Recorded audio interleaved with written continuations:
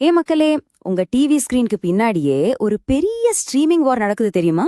நம்ம நெட்ஃபிளிக்ஸ், அந்த காலத்து கேபிள், அப்புறம் இப்ப புதுசா வர ஐபிடிவி, இவன் 3 பேரும் உங்க வீட்டுக்குள்ள யாரு பெரிய ஆளுன்னு ஆட்டம் போட்டுட்டு இருக்காங்க.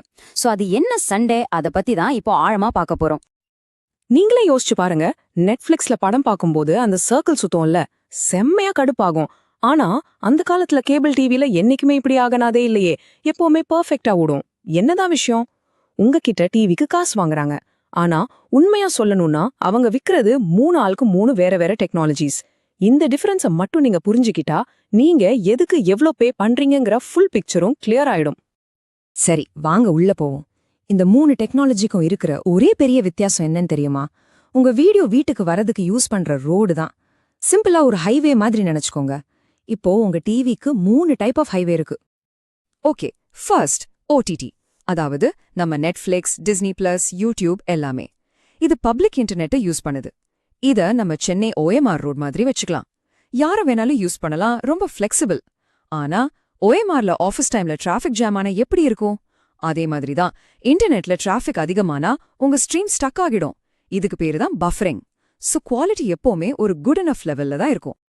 அடுத்தது நம்ம பழைய கேபிள் டிவி. இது அவங்களோட சொந்த பிரைவேட் கேபிள் நெட்வொர்க்ல வருது. இத ஒரு பிரைவேட் ட்ரெயின் சிஸ்டம் மாதிரி நினைச்சுக்கோங்க. சூப்பரா ரிலையபிளா இருக்கும். எப்பவும் கரெக்ட் டைம்க்கு வந்துரும். குவாலிட்டியும் ஸ்டேபிளா இருக்கும். ஆனா இங்க ஒரு மேஜர் டவுன் சைடு இருக்கு. அது ஒரு ஃபிக்ஸ்ட் ஷெட்யூல்ல மட்டும்தான் ஓடும். உங்களுக்கு ஃபிளெக்சிபிலிட்டியே கிடையாது. மூணாவது ஐபிடிவி. இது உங்க இன்டர்நெட் ப்ரொவைடர் இன்டர்நெட்டோட சேர்த்து கொடுக்குற டிவி சர்வீஸ். இதுவும் இன்டர்நெட் தான் யூஸ் பண்ணுது, ஆனா அவங்களோட க்ளோஸ்ட் அண்ட் மேனேஜ் நெட்வொர்க்ல. சோ இத ஒரு private high speed toll road மாதிரி வச்சுக்கலாம். அந்த ரோட் ஓனர் என்ன பண்ணுவாருன்னா, உங்க வீடியோக்குன்னு ஒரு டெடிகேட்டட் லேன் கொடுத்துடுவாரு. சோ வேற எந்த டிராஃபிக்கும் இல்லாம buffer free guaranteed quality of service கிடைக்கும். பெர்ஃபெக்ட்டா இருக்கும். இங்க இன்னொன்னு முக்கியமான விஷயம் இருக்கு. அந்த வீடியோவை எப்படி அனுப்புறாங்கங்கிறது தான். ஓடிடி யூஸ் பண்றது யூனிகாஸ்ட். அதாவது நீங்க ஒரு படம் பார்த்தா உங்களுக்கு மட்டும் தனியா ஒரு ஸ்ட்ரீம் வரும். 10 லட்சம் பேர் பார்த்தா 10 லட்சம் ஸ்ட்ரீம்ஸ் அனுப்பணும். கேபிள் யூஸ் பண்றதும் பிராட்காஸ்ட். அது கொஞ்சம் டம்மான ஸ்ட்ராங் மெத்தட்.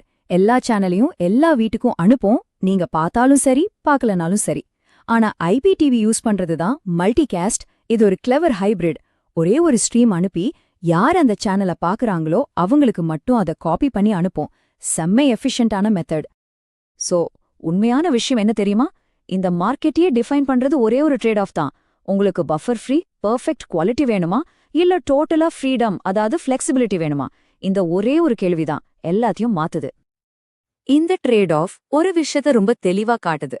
மக்களுக்கு பெர்ஃபெக்ட் குவாலிட்டியை விட ஃபிளெக்சிபிலிட்டி தான் ரொம்ப முக்கியம்னு ஓடிடி ப்ரூவ் பண்ணிடுச்சு. அப்பப்போ பஃபர் ஆனாலும் பரவாயில்ல, எனக்கு பிடிச்ச நேரத்துல எங்க வேணாலும் பார்க்கணும் தான் மக்கள் நினைச்சாங்க. ஸ்பெஷலா இந்தியால ஜியோ வந்ததுக்கு அப்புறம் மொபைல் டேட்டா ரொம்ப சீப் ஆகிருச்சு. சோ மக்கள் கேபிளை விட்டு மொபைல்ல ஓடிடி பார்க்க ஸ்டார்ட் பண்ணிட்டாங்க. கரெக்டா இந்த கேப்ல தான் ஐபிடிவி உள்ள வருது. அவங்க strategy best of both world's.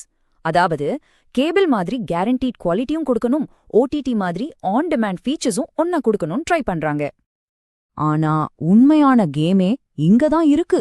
டெக்னாலஜிலாம் சும்மா ஒரு டூல் தான்.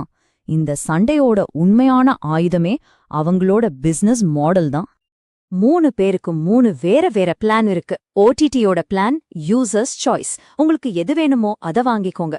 ஆனா இப்போ சப்ஸ்கிரிப்ஷன் ஃபெட்டீக் ஸ்டார்ட் ஆகிடுச்சு. அடுத்து போச்சு கேபிளோட பிளான். மக்களோட சோம்பரித்தனம். ஒரு பெரிய பண்டல வித்து லாங் கான்ட்ராக்ட்ல லாக் பண்றது. பட் இந்த மாடல் இப்போ அவுட் ஆஃப் டேட் ஆகிடுச்சு. ஐபிடிவியோட பிளான் தான் செம்ம கிளவர். அது ரிட்டென்ஷன். உங்களை உங்க ஹை ஸ்பீட் பிராட்பேண்ட் இன்டர்நெட்ல லாக் பண்ண டிவிய ஒரு டூலை யூஸ் பண்றாங்க. நீங்க உங்க இன்டர்நெட்டை விட்டு போகக்கூடாதுல்ல, அதுக்குதான். ஆனா இப்ப மறுபடியும் எல்லாமே மாறிக்கிட்டு வருது. தனித்தனியா பிரிச்சு வச்ச எல்லாமே இப்ப மறுபடியும் ஒன்னு சேரப்போகுது. அதுக்கு பேருதான் த கிரேட் ரீபண்டலிங். இங்க புது பிரச்சனை என்னன்னா கான்டென்ட் ஃப்ராக்மெண்டேஷன். சிம்பிளா சொன்னா உங்க ஃபேவரட் ஷோ ஒன்னும் நெட்ஃபிளிக்ஸ்ல இருக்கும், இன்னொரு ஷோ ஹாட்ஸ்டார்ல இருக்கும், வேற ஒன்னும் அமேசான் பிரைம்ல இருக்கும். இப்படி 10 ஆப்ல செதறி கிடக்கு. மக்களுக்கு இந்த குழப்பம் பிடிக்கல. சோ அடுத்த பெரிய சண்டை இதுலதான். யாரு இந்த எல்லா ஆப்பையும், அதாவது நெட்ஃபிளிக்ஸ், டிஸ்னி பிளஸ், யூடியூபர், ஒரே ஒரு சிம்பிள் இன்டர்ஃபேஸ், ஒரே பில், ஒரே சர்ச் என்ஜின்குள்ள கொண்டு வராங்களோ அவங்க தான் அடுத்த வினரா இருக்க போறாங்க. சுருக்கமா ஒரு ரீகேப் பாத்திரலாம். ஓடிடி பப்ளிக் இன்டர்நெட்ல வரும், சூப்பர் ஃபிளெக்சிபிளான குவாலிட்டி மாறிக்கிட்டே இருக்கும். கேபிள் பிரைவேட் நெட்வொர்க்ல வரும், ரொம்ப ரிலையபிளான ஃபிளெக்சிபிலிட்டியே கிடையாது. ஐபிடிவி மேனேஜ்ட் இன்டர்நெட்ல வரும், பெஸ்ட் குவாலிட்டி பிளஸ் ஃபீச்சர்ஸ். ஆனா அதோட மெயின் வேலையே உங்களை அவங்க இன்டர்நெட் சப்ஸ்கிரிப்ஷன்ல லாக் பண்றதுதான். அந்த காலத்துல சிக்னலை யாரு கண்ட்ரோல் பண்றாங்களோ அவங்க தான் பவர்ல இருந்தாங்க. அப்புறம் கண்டென்ட்டை யாரு ஓன் பண்றாங்களோ அவங்க பவரா இருந்தாங்க. ஆனா இப்போ யூசர் எக்ஸ்பீரியன்ஸை யாரு கண்ட்ரோல் பண்றாங்களோ அவங்க தான் பவர். உண்மையான சாரம் என்னன்னா, ஒவ்வொரு சாய்ஸும் உங்க முன்னாடி இருக்கும்போது கண்டென்ட்டை விட கியூரேஷன், அதாவது அதை எப்படி அரேஞ்ச் பண்ணி உங்களுக்கு தராங்கங்கிறது தான் மோஸ்ட் வேல்யூபிள். நீங்க என்ன நினைக்கிறீங்க?